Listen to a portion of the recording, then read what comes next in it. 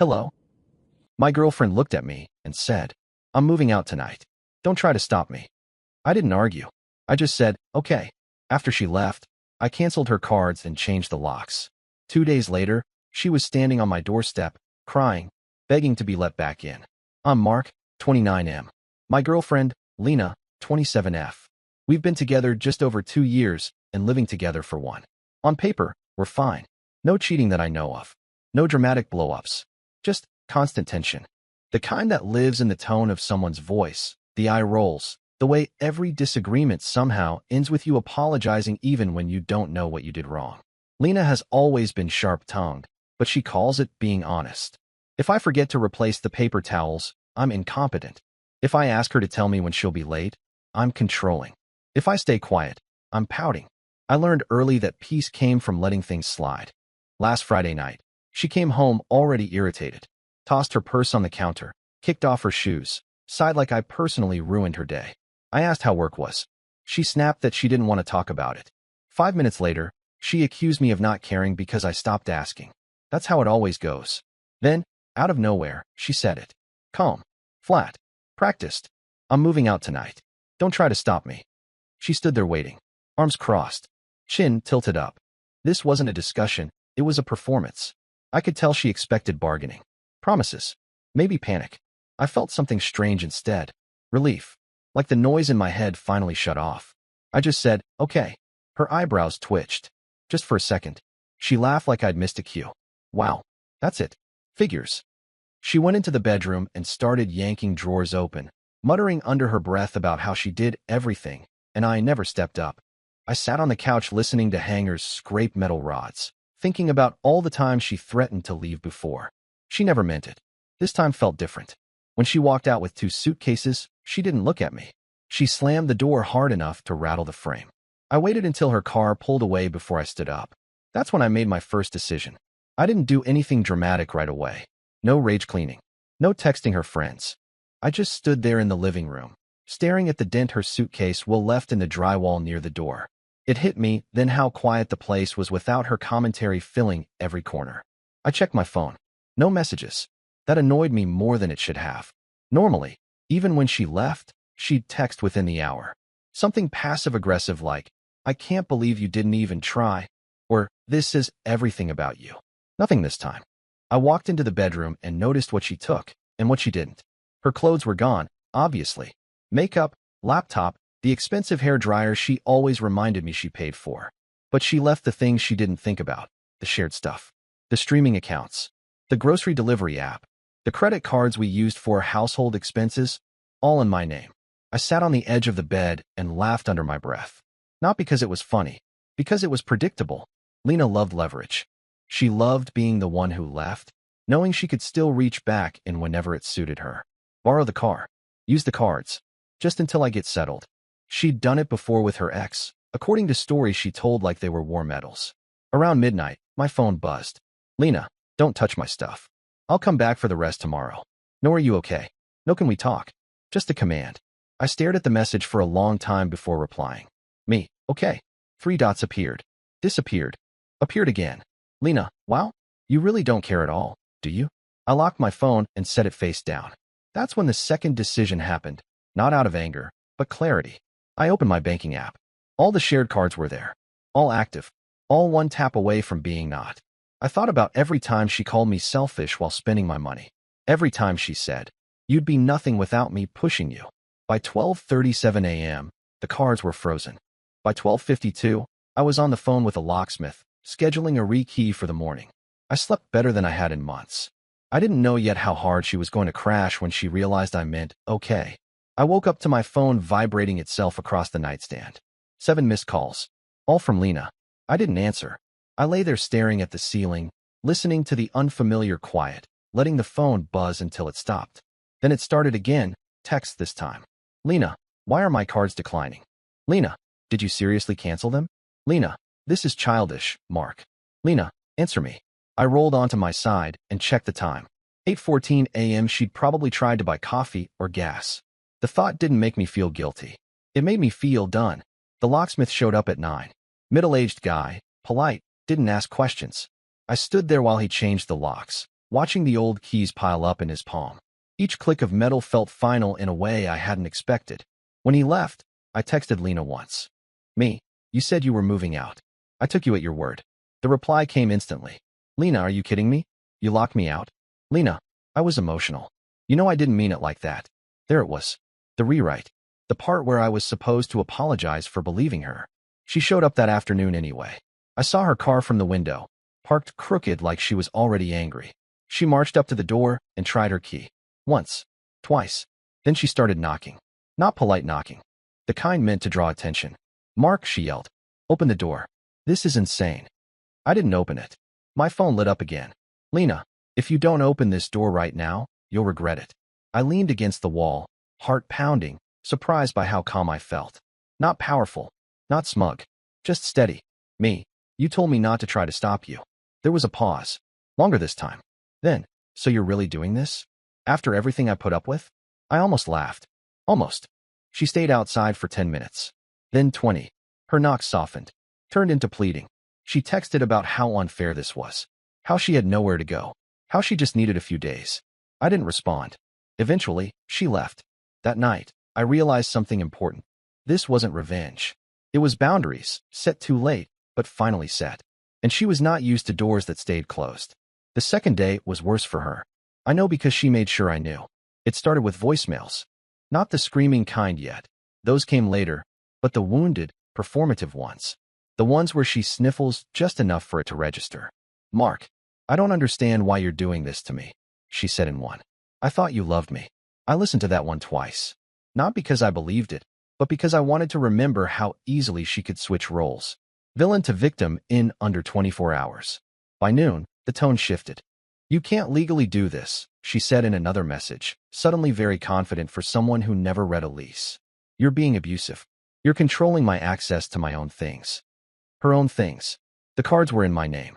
The lease was in my name. The locks were on my door. She knew all of that. She just didn't think it would ever matter.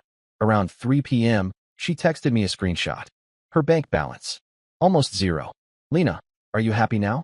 I stared at it for a long moment. I thought about all the times she told me money wasn't a big deal when it was mine, and a huge source of anxiety when it was hers. Me, you said you were leaving. I didn't stop you. That sent her over the edge. She accused me of planning this, of waiting for a chance to trap her. She called me cold, manipulative, emotionally stunted. She told me no one else would put up with me. Classic hits. I'd heard them all before, usually whispered in my ear after she'd crossed a line. Then came the message that told me everything I needed to know. Lena, just open the door. I'll come back. We'll reset. Not apologize. Not talk. Reset.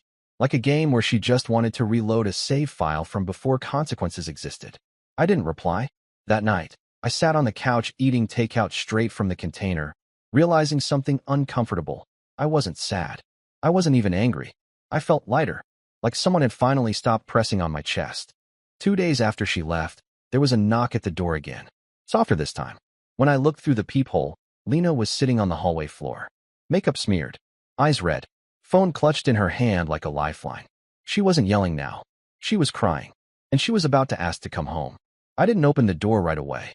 I stood there with my hand on the knob, listening to her breathe on the other side. It was uneven, exaggerated, the kind of crying she used when she wanted someone to intervene. I'd seen it before, at restaurants, at parties, once in front of my friends when I didn't back her up fast enough. Mark, she said softly, like we were sharing a secret. Please. I opened the door just enough to look at her. She looked rough. No jacket. Hair pulled back like she'd given up halfway. Her phone screen was cracked, spiderwebbed from a drop she probably blamed on someone else. She didn't stand up. She stayed seated, looking up at me like that angle would do the work for her. I just need to come inside, she said. I don't have anywhere else. I leaned against the doorframe. Didn't move aside. You moved out, I said. Her face tightened for half a second before she smoothed it out. I was emotional. You know how I get. You were supposed to stop me. There it was again. The expectation. Like my role had always been to absorb whatever she threw and hold everything together while she burned things down. She reached for my leg. I stepped back. Don't, I said. That snapped something in her. The tears dried instantly. So that's it, she said, standing now. You're just going to throw me away? I didn't raise my voice. You left. She laughed, sharp, bitter. You really think you're some hero here? Canceling cards? Changing locks? Do you know how humiliating that was? I nodded. You told me not to stop you. She stared at me like she was seeing me for the first time. Not hurt. Not sad. Calculating. Let me stay a few nights, she said. Just until I figure things out. You owe me that. I felt it then. The moment something fully detached. No anger. No guilt. Just clarity. I don't owe you access, I said. Her mouth opened. Closed. Her eyes filled again. But this time it didn't reach her voice. You're going to regret this, she said quietly. When you realize what you lost. I thought about the silence. The peace. Sleeping through the night. I already know what I lost, I said. She stood there for a long moment, waiting for me to crack. I didn't. When I closed the door, she didn't knock again. But I knew she wasn't done. She didn't come back that night. Instead, the messages started again around midnight. Longer this time. Paragraphs. Screenshots. Voice notes I didn't open. She bounced between anger and nostalgia, like she was flipping through a playlist she thought would get me back. Lena, I stayed with a friend who doesn't even have a couch. Lena, I hope you're happy sleeping comfortably while I'm treated like trash. Lena, do you even miss me? I didn't respond. That silence clearly bothered her more than anything I'd done so far. The next morning, she tried a different angle. Soft. Reflective. Dangerous. Lena, I've been thinking about my behavior. I wasn't always fair to you. Lena, I can work on it. We can do therapy. I'll change. I stared at that one for a long time. Not because I believed it, but because a version of me from 6 months ago would have folded immediately. That guy would have said, okay, let's try, and carried the weight alone again. Instead, I typed nothing. Around noon, my phone buzzed with a call from an unknown number. I answered before I could stop myself. It was her sister. She didn't say hello. Just jumped straight in. What the hell is wrong with you? I pulled the phone away from my ear for a second, then put it back. Hi to you too. She's been crying nonstop, her sister snapped. You cut her off with no warning. That's cruel. I kept my voice calm. She moved out. She told me not to stop her. That doesn't mean you had to do all this, she said. Canceling cards? Changing locks? Who does that? Someone who was told it was over, I said. There was a pause. Then, quieter. She didn't think you'd actually let her go. That line sat between us. I did, I said. Her sister hung up without another word. That afternoon, I boxed up the rest of Lena's things. Not out of spite. Out of closure. I labeled everything neatly. Clothes. Shoes. Random junk she accused me of losing over the years. I stacked the boxes by the door. I texted her once. Me, your things are packed. You can pick them up this weekend. I'll leave them outside. She replied almost instantly. Lena, so that's it? After 2 years? I looked around the apartment. Calm. Quiet. Mine. Me. You made that decision. I just respected it. She didn't text back after that. But I knew the story she was about to tell everyone wasn't going to sound like this at all. I found out what stories she told people without even asking. A mutual friend texted me that evening. Short. Careful. The kind of message people send when they're trying not to pick a side. Hey man, are you okay? Lena said you locked her out and cut her off financially without warning. I stared at that line for a long time. Without warning. I typed, deleted, retyped. Then I sent the simplest version of the truth. She told me she was moving out and not to stop her. I believed her. 3 dots appeared. Disappeared. Then, oh, that one word felt heavier than any argument we'd had in 2 years. Over the next day, more messages came in. Friends I hadn't heard from in months. People just checking in. No accusations, just curiosity. I didn't defend myself. I didn't vent. I answered calmly, consistently. Same facts. Same tone. Something interesting happened. The narrative stopped spreading. By Friday night, Lena texted again. Different energy this time. No anger. No tears. Cold. Lena, I can't believe you're letting people think I'm the bad guy. I sighed. Not because I felt bad, but because this was the part where she finally realized she'd lost control of the story. Me. I didn't tell anyone anything that wasn't true. She waited nearly an hour before responding. Lena, you're really okay with never seeing me again? That question used to terrify me. I used to imagine her absence like a hole in the world. Now, it just felt hypothetical. Me, you already left. That was the last message I sent her. Saturday morning, I carried her boxes outside. Lined them up neatly by the door like I promised. I didn't wait around. I went for a long walk, grabbed coffee, sat in the park longer than I needed to. When I came back, the boxes were gone. So was her number from my phone. No goodbye, no apology, no dramatic final message. Just quiet. And for the first time since I met her, the quiet felt honest. I don't know what she tells people now. I don't really care. All I know is this. When someone says they're leaving and dares you not to stop them, sometimes the healthiest thing you can do is believe them. I thought that would be the end of it. That's the lie people tell themselves when things finally go quiet. 3 days passed. No messages. No calls. No surprise appearances. I started settling into routines that were actually mine. Going to the gym when I wanted, cooking without commentary, leaving dishes in the sink without a trial attached to it. The apartment stopped feeling like a shared space and started feeling like a home. Then Tuesday night, around 9 p.m., there was another knock. Not frantic, not soft, confident. I looked through the peephole and felt my stomach tighten, not because I missed her, but because I recognized the tactic. Lena stood there with her mother.